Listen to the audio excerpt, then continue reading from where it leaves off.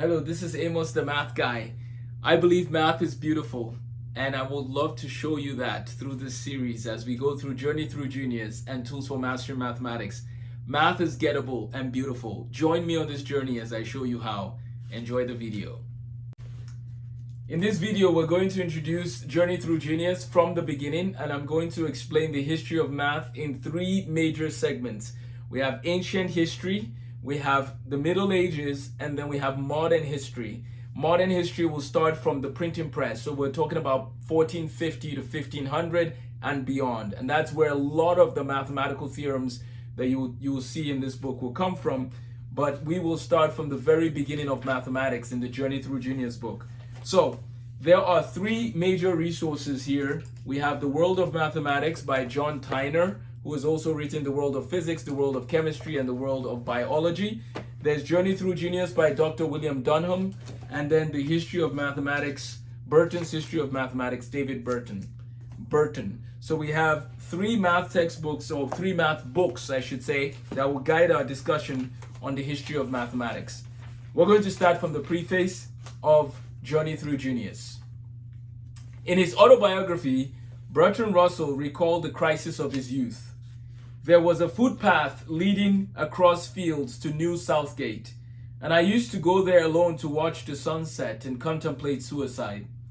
I did not, however, commit suicide because I wished to learn more of mathematics.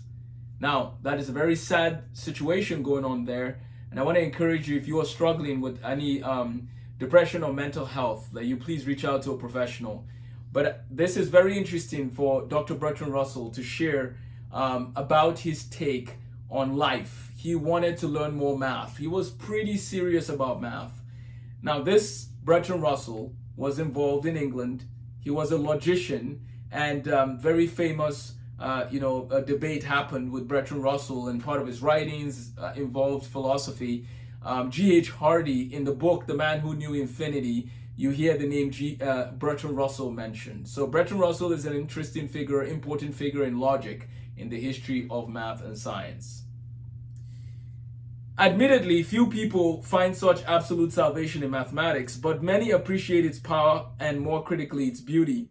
This book is designed for those who would like to probe a bit more deeply into the long and glorious history of mathematics. For disciplines as diverse as literature, music, and art, there's a tradition of examining masterpieces, the great novels, the great symphonies, the great paintings, as the fittest and most illuminating objects of study.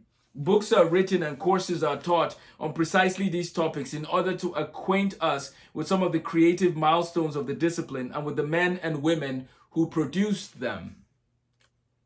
The present book offers an analogous approach to mathematics, where the creative unit is not the novel or symphony, but the theorem. Consequently, this is not a typical math book in that it does not provide a step-by-step development of some branch of the subject, nor does it stress the applicability of mathematics in determining planetary orbits, in understanding computers, or for that matter, in balancing your checkbook. Mathematics, of course, has been spectacularly successful in such applied undertakings, but it was not its worldly utility that led Euclid or Archimedes or Georg Cantor to devote so much of their energy and genius to mathematics. These individuals did not feel compelled to justify their work with utilitarian applications any more than Shakespeare had to apologize for writing love sonnets instead of cookbooks, or Van Gogh had to apologize for painting canvases instead of billboards. In this book, I shall explore a handful of the most important proofs and the most ingenious logical arguments from the history of mathematics, with emphasis on why the theorems were significant and how the mathematician resolved once and for all the pressing logical issue. Each chapter of Journey Through Genius has three primary components. The first is its historical emphasis, the great theorems. On the pages ahead span more than 2,300 years of human history. Before discussing a particular result, I shall set the scene by describing the state of mathematics and perhaps the state of the world generally prior to the theorem. Like everything else, mathematics is created within the context of history, and it is of interest to place Cardano's solution of the cubic of 2 years after the publication of Copernicus' heliocentric theory and 2 years before the death of England's Henry VIII, or to emphasize the impact of the Restoration upon Cambridge University when a young scholar named Isaac Newton entered it in 1661. The second component is the biographical. Mathematics is a product of real flesh and blood human beings whose lives may reflect the inspirational, the tragic, or the bizarre. The theorems contained here represent the work of a number of individuals, ranging from the gregarious Leonhard Euler, which you can see his name on my shirt here, to the pugnacious Joan Bernoulli, to that most worldly of Renaissance characters, Gerolamo Cardano. Understanding something of the lives of these diverse individuals can only enhance an appreciation of their work. The final component and the primary focus of the book is the creativity evident in these mathematical masterpieces. Just as one could not hope to understand a great novel without reading it, or to appreciate a great painting without seeing it, so one cannot really come to grips with a great mathematical theorem without a careful step-by-step look at the proof. To acquire such an understanding requires a good bit of concentration and effort. And the chapters to follow are meant to serve as a guide in that undertaking. Now, part of what we're going to do in this course that is pretty cool is I'm actually going to go on the board and show you some math. And that's why I have a board right here. Part of it has a reflection, so we have to block that off. And then I'll be using the other part where I show you the work. So stay tuned for that. And by the way, if you want to support the work that I'm doing here, you can sign up for the courses that I have available on my website. You can also use the link in the donate link in the description if you would like to donate to the project, or email amosthemathguy@gmail.com, amosthemathguy@gmail.com.